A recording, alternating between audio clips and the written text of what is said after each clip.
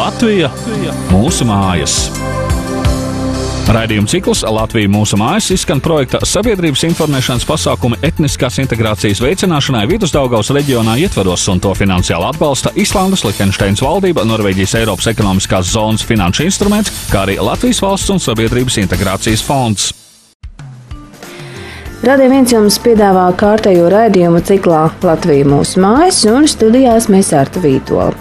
Ja iepriekšējos raidījumos esam tikušies ar dažādu tautu pārstāvjiem un arī nedaudz guvuši ieskatu par to tradīcijām un vēsturi, tad šodien nedaudz arī paši par sevi, par latviešiem. Šodien mūsu studijas viešņa ir Latviešu biedrības dibinātāja Jēkabpilī Māra Grīnberga. Labdien! Labdien! Kurā tad īsti brīdī radās tā doma un ideja, ka ir vajadzīga Latviešu biedrība un galu galā kāpēc latviešiem Latvijā ir vajadzīga šāda biedrība?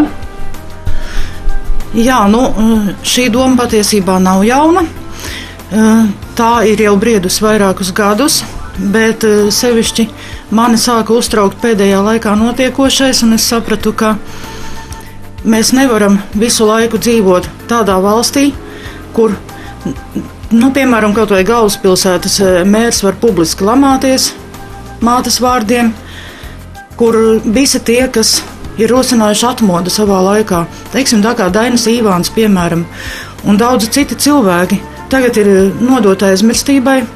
Viņos neviens vairs neieklausās, jo cilvēki baidās no patiesības, baidās to, ko varētu pateikt šie cilvēki, kas ir tiešām bijuši ar sirdi un dvēseli par to brīvo Latviju. Un, manuprāt, situācija ir mainījusies kopš tā laika, kad mēs stāvējām uz barikādēm, jo tad mēs skaidri zinājām, kurā pusē ir Latvijas valsts aizstāvji un kurā ir tie, kas ir pret Latvijas valsti. Tagad mēs to vairs nezinām.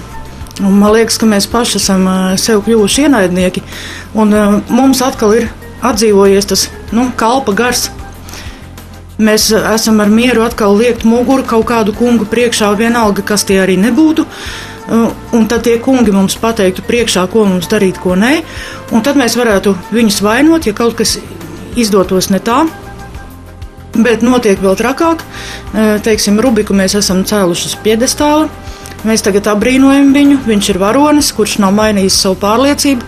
Kopš nezinu kādiem laikiem, tanī pašā laikā visi tie, kas tiešām gribēja to Latvijas brīvību, viņu vairs nav. Viņos neviens neklausās, kā jau es teicu. Un tāpēc mēs nodomājām, ka kaut kas tam ir jāliek pretī. Respektīvi, Latvijas Tautas frontes laikā bija tāda pleca sajūta. Ja? Visu laiku es zināju, kas ir aiz manis tie cilvēki un aiz kuriem esmu es.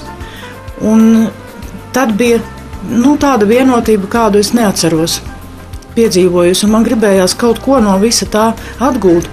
Un galvenais, es domāju, celt latviešiem pašapziņu. Jo, ja mēs atceramies tautas dziesmas, tad tautas dziesmās latvietis ir kungs, un nevis otrādāk. Tagad mēs nezinām, kāpēc sev gribam iestāstīt, ka mēs esam kalpi. Kurš kungs atnāk, kādu pavēli pasaka, tam mēs tūlīt noliecam muguriņas un lienam un skrienam un daram un tā tālāk, bet mēs nedaram to, kas varbūt mums pašiem būtu vajadzīgs.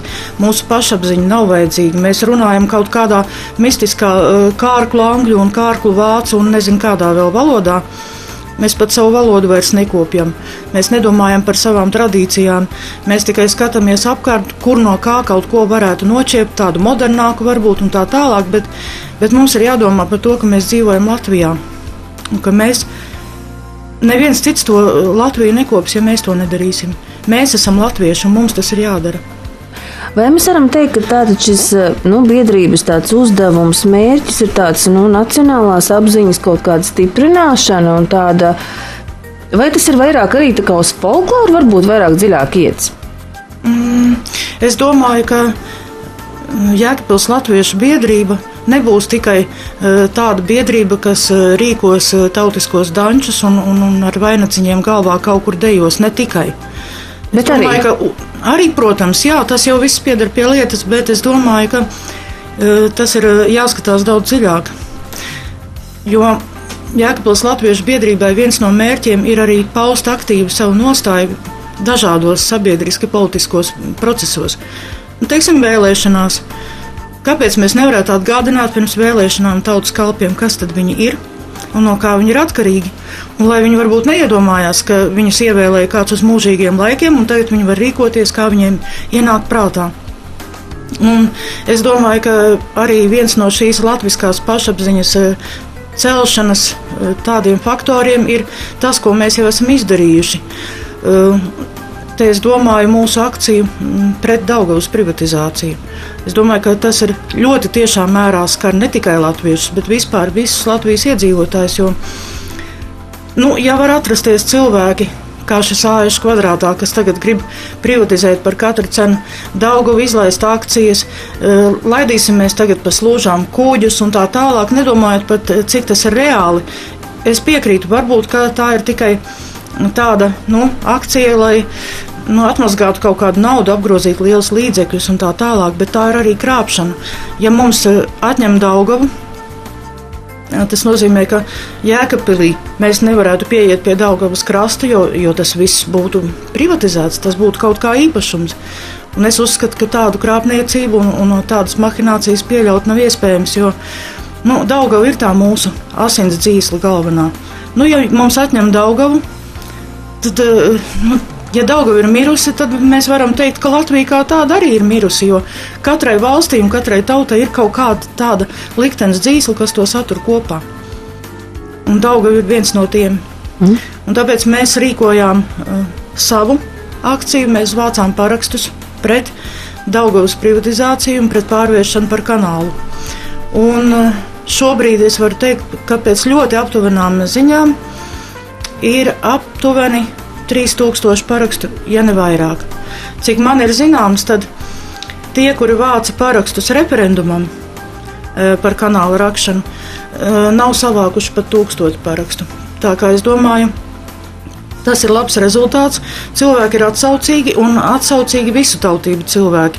Un tas arī norāda to, ka latviešu biedrība jau nav domāta tikai latviešiem, teiksim, ar nacionālistisku tādu apziņu. Ir ļoti daudz cilvēku, kuriem ir tieši tādi paši centieni no citām tautībām, un viņi ir mūs atbalstījuši. Un, kad mēs rīkojam zīmējumu konkursu bērniem, visatsaucīgākās bija Jēkabpilī, piemēram, no visām skolām visatsaucīgākā bija poļu pamatskola un nevis kāda cita vai no lielajām skolām. Un tas arī ārkārtīgi iepriecina, jo tas norāda, ka ļoti daudzi cilvēki ir Latvijas patrioti. Un tad es domāju, ka šī akcija par parakstu vākšanu un konferences Daugavas zīmes, kas notika pie mums, tāda izzinoša konference, un es domāju, ka ļoti vērtīga informācija mēs tur dabūjām, un nevis tikai uz emocijām balstītu, bet arī tīri no zinātniskā viedokļa. Un arī tā ir patriotisma pierādīšana, un manuprāt, mums tas patriotisms ir stipri vēl jāiejaudzina. Un galvenais, es saku, jāatgādina pašiem sev, kas es esmu kungs. Jo tautas dziesmās pat dieviņš nāca pie latviešu zemnieka bakarēt. Tas vien kaut ko pierāda. Kur tad ir tā mūsu pašcieņa? Jāatgūst kaut kā. Jā, biedrība vēl ir gana jauna, tā ir dibināta tikai vēl šajā gadā, un mēs varam secināt, ka jau ir arī daži darbi, kas ir paveikti. Kādi ir tie turpmākie nākotnes plāni? Es domāju, plānu mums ir, protams, ārkārtīgi daudz, bet vispirmām kārtām mēs pabeigsim savu šo iesākto akciju, un jūlija vidū ir paredzēts, ka Jēkabpils Latviešu biedrība kopā ar vides aizsardzības klubu visus šos parakstus un zīmējumus publiski iesniegs valsts prezidentam. Ir norunāts, ka jūlija vidū tātad būs pieņemšana mums pie valsts prezidenta. Tad mēs noslēdzam šo akciju, un es domāju, ka mēs rīkosim kādas aktivitātes saistībā ar vēlēšanām. Jo oktobrī ir vēlēšanas, un mēs noteikti, es vēl nezinu, kā mēs to darīsim, jo koncepcija vēl nav izstrādāta, bet mums Latviešu biedrībai ir ļoti labs kodols valdē.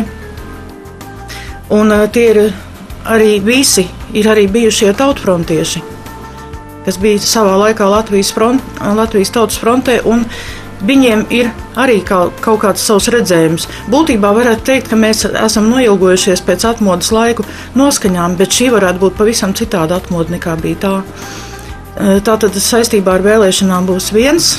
Tad es domāju, ka mēs noteikti iesaistīsimies arī valsts svētku kādā programmā 18. novembrī un iespējams arī 11. novembra programmā, kas Jēkabpilī būs.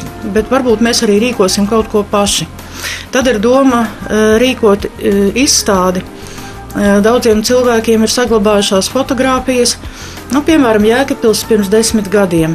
Dažādas vietas Jēkabpilī, tad atpazīsim, kur tad tas ir, kur nav. Jo es uzskatu, ka jēkabpiliešiem arī brīžiem ir par maz patriotisma pašiem par savu pilsētu. Daudzu citu pilsētu iedzīvotāji daudz atzinīgāk izsakās, un es nekad neesmu dzirdējis, piemēram, Talsos, lai kāds talsinieks pateiktu, ka Tals ir struntīga pilsēta un ka tur nav ko darīt. Bet jēkabpilieši bieži zākājās paši par sevi. Un es uzskatu, ka tam tā nevajadzētu būt. Tas varētu būt viens tāds pilsētai veltīts pasākumiņš, es domāju. Grūti pateikt, kas vēl. Mēs domājam piesaistīt jauniešus. Mums jau ir padomā, kā mēs to darīsim. Tad, kad sāksies skolas laiks, iespējams, ka mēs rīkosim arī dažādus braucienus pa skolām, jo tad varētu būt jauniešu sekcija, piemēram, vai jauniešu nodaļa mūsu biedrībā, un jauniešiem varētu būt savas idejas par projektiem, ko viņi gribētu īstenot, kas lai būtu. Un, protams, ka šīs vasaras laikā Jēkabpils Latviešu biedrība būs izveidojusi mājaslapu savu. Pagaidām mēs informējam visu tikai caur Jēkabpils domes mājaslapu, un vēl arī publicējamies mēs arī novadu mājaslapās, tā kā tur arī var saņemt visu nepieciešamo informāciju. Tas ir tā stipri aptuveni tie plāni, bet Sekosim līdzi. Jūs jau arī pieminējat par tiem biedriem, vai var teiksim, kādus konkrētus cilvēkus, kas šajā biedrībā darbojas, un arī jautājums ir, vai jebkurš var iestāties biedrībā? Ir jābūt kaut kādiem priekšnoteikumiem? Protams, ka biedrībā var iestāties pilnīgi ik viens cilvēks. Un šim cilvēkam ir vienkārši jāiesniedz iesniegums, kurā viņš norāda vārdu, uzvārdu. Personas kods arī ir vajadzīgs, jo tomēr visi tie iesniegumi mums glabājās vienu vietu. Un jāuzraksta savas intereses, kontakti, ko viņš vēlētos šai biedrībā darīt, piemēram, kādus savus talantus varētu izmantot biedrības labā. Piemēram, viņš prot labi rakstīt projektus, kas ir ārkārtīgi svarīgi, es domāju, mūsu dienās. Un pašlaik biedrībā ir apmēram 70 cilvēku. Kad es šo skaitli pateicu Smiltenē Latviešu biedrības salidojumā, tad viņi stipri izbrīnījās, jo teica, ka tas esot ļoti daudz. Mums pašiem gan šķiet, ka tas vēl nav nekas, bet izrādās, ka Rīgas Latviešu biedrībā, piemēram, ir tikai 500 biedru. Tad mēs jau varam teikt, ka mums ir gandrīz vai 5. daļa no tā, kas ir, teiksim, šajā Rīgas Latviešu biedrībā. Es domāju, ka mums ir cilvēki visādu vecumu. Iestāties var jebkurš, balsstiesības gan ir tikai tiem, kas sasnieguši 16 gadu vecumu. Jaunāki tā kā nē, bet biedri viņi var būt tik un tā. Tam nav nozīmes. Tad jums tā sadarbība notiek arī ar citām pilsētām, ar citām biedrībām?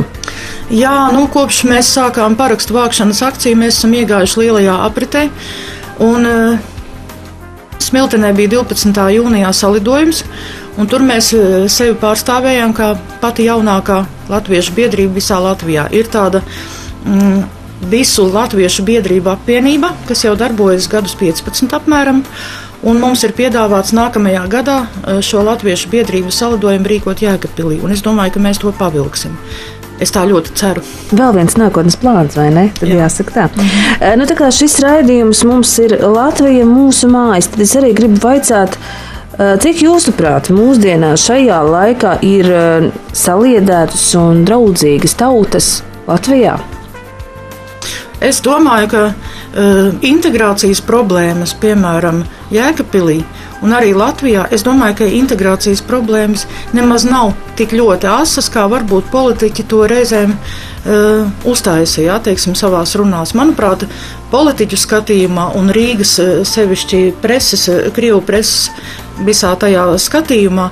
Protams, ka ir ļoti lielas problēmas un tā tālāk, bet patiesībā tas tā nav. Es Jēkabpilī nekad neesmu redzējusi, ka būtu kaut kādas naidīgas attiecības, ka biedrības, teiksim, nacionālās kultūras biedrības būtu norobežojušās cita no citas. Mums arī ir, teiksim, plāns sadarboties un sarīkot kopīgu pasākumu, piemēram, ar Krievu folkloras ansambli Bariņa.